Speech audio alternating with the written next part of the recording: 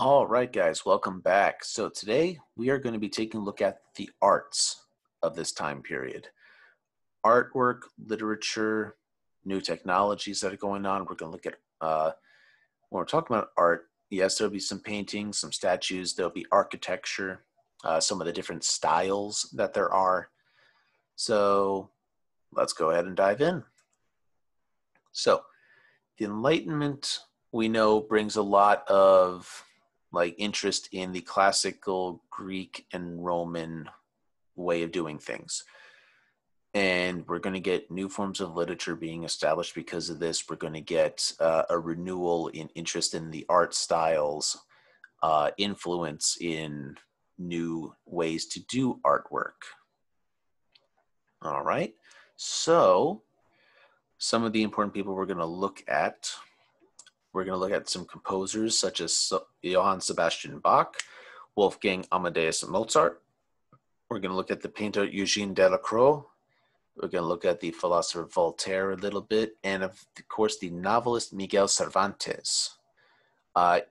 Novels were the newest form of literature at this time. So like the birth of the book, the chapter book, is really during the 16 to 1700s. So they actually haven't been around for that long. Most stories before this would be like the epic poem, like Beowulf or the Iliad and the Odyssey. All right. So art takes on a new form during this time. Paintings would usually be of classical things, so think ancient Rome and Greek subjects, as well as what's happening now, like at that time. Natural scenes, so just scenes of nature, mountains, forests, rivers, lakes, the ocean, as well as just portraits of people. All right, this is a painting that we saw last time at the beginning. It is Delacroix's painting of Liberty Leading the People. All right. Now, let's take a look at some architecture from the 1700s. So, some ways that the artists are going to please their patrons is they would be doing commissioned work for these people because they all want, the social status of having privately made artwork for them, to tell their friends and boast about. So Greek and Roman style stuff is also going to become known as the Baroque style. It's very grand, complex. It's going to show off a lot of detail and skill. Right? Huge and colorful pieces. Something interesting is always happening in them. All right? So, such as this. This would be Baroque. It's like, boom, there's a lot going on here. We've got angels. We've got kings and queens. We've got what looks like slaves. We have like a lot going on here, lots of detail. It's very big and grand and boom in your face, right? We also going to see an evolution in art styles, like classicism, the Renaissance period. We have Michelangelo, Da Vinci, Raphael, Leonardo, Da Vinci. Well, I already said Da Vinci. All right. The world as it is, little detail. So it's a little simplistic, but still, of course, beautiful artwork, which then evolves into mannerism, where we're going to have distortions of people. And then that goes into Baroque, where there's high detail, shows a lot of drama. It's supposed to bring out a lot of emotion when you look at it. And then we get into the Rococo period, which is going to use a lot of play on light, and we're going to see a lot of shells, like seashells. We're going to see a lot of delicate colors being used. We're going to see a lot of pastoral settings, a lot of portraits of people during this time. All right, so we're going to start seeing some examples of these. Like another Baroque is this painting right here. All right. And here is Baroque architecture. This is, if I remember correctly, a church in Portugal, I think.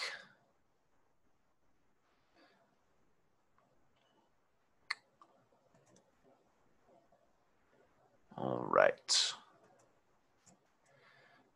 Now, some Baroque art sculptures during this time. Bernini's Ecstasy is Saint Teresa and his statue of David, not to be confused with the one that Michelangelo did. This one is more of a life in art piece. It's not him just posing there like Michelangelo's. This one's like he's in the process of using the sling to launch a stone at Goliath's head. All right. Velasquez, Maids of Honor. All right, so this is a portrait depicting just life in a noble's house. All right, so you see the little blonde girl in the middle. She's like the daughter of like a king. She's a princess, and these are all the girls who are attending to her every need, essentially. And Velasquez, he's one of those painters who would paint himself into his pictures.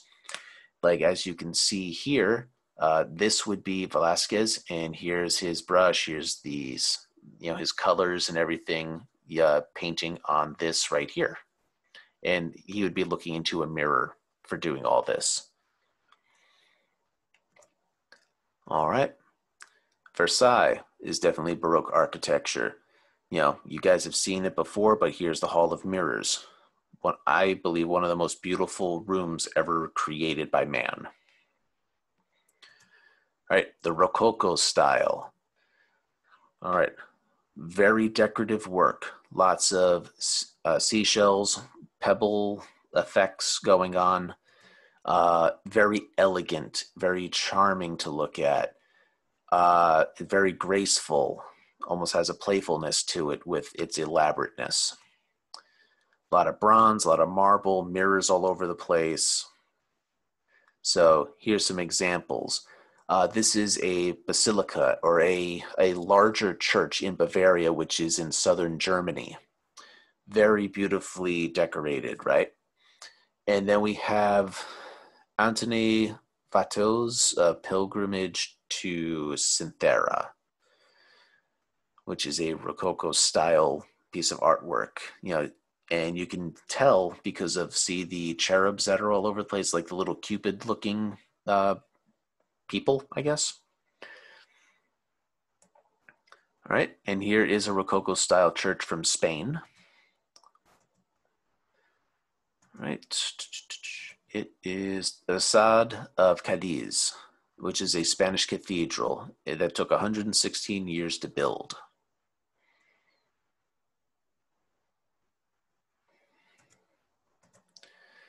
Now, typically it would be just the rich people, the nobility, who would be paying for these types of things to be done, right?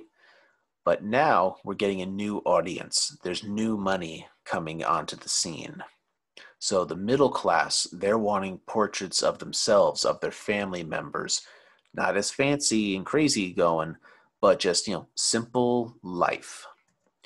So of their towns and cities that they live in, the countryside around their homes, their family just going about their daily business.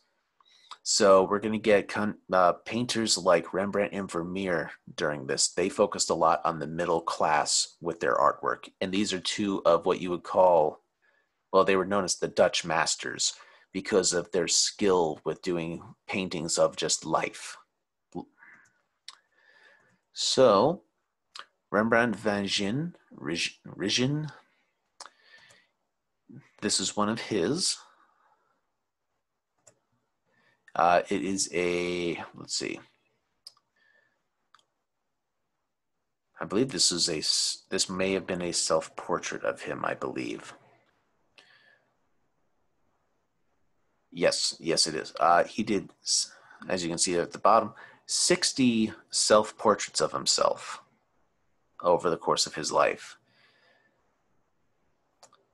All right. This is his painting called Night Watch. Very, very pretty picture here. Like, I really like that one. Of course, this isn't a great quality picture of it that I'm using in the slideshow.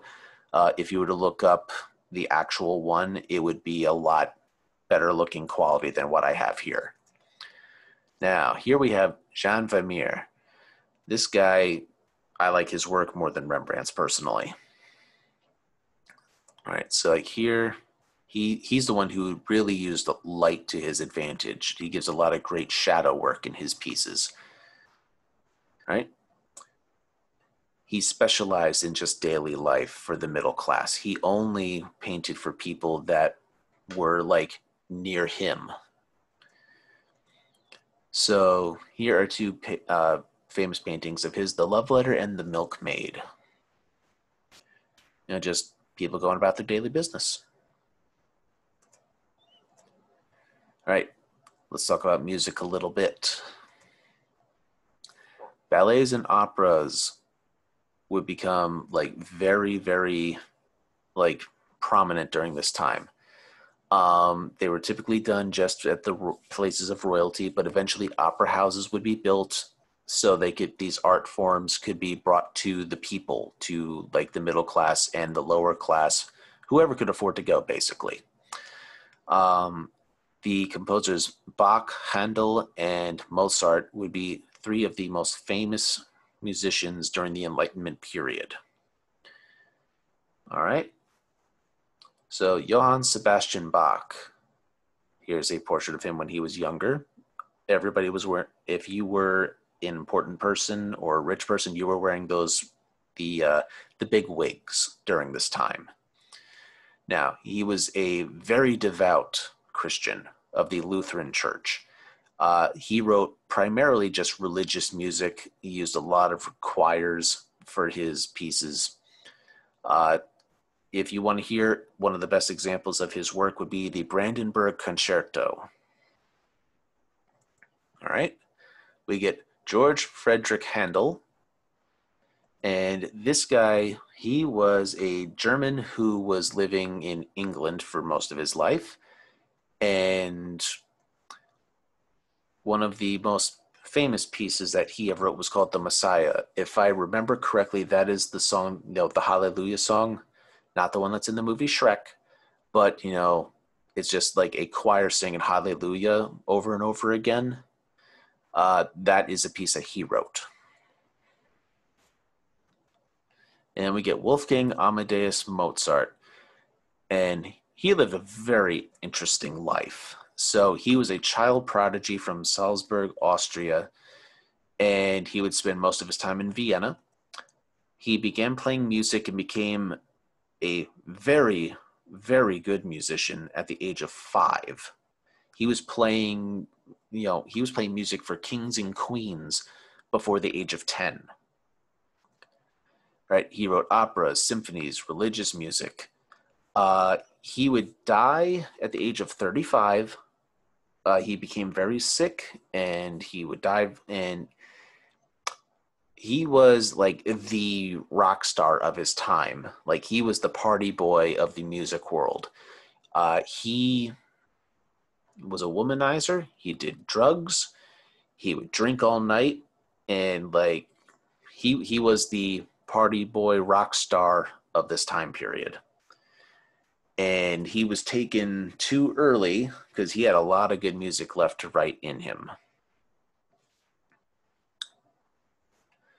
Now, literature, already mentioned before, but the novel is a new idea in literature, having chapters in books.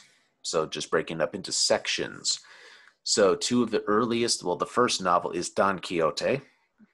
Travel is basically the story of a knight in Spain, but he's not really a knight.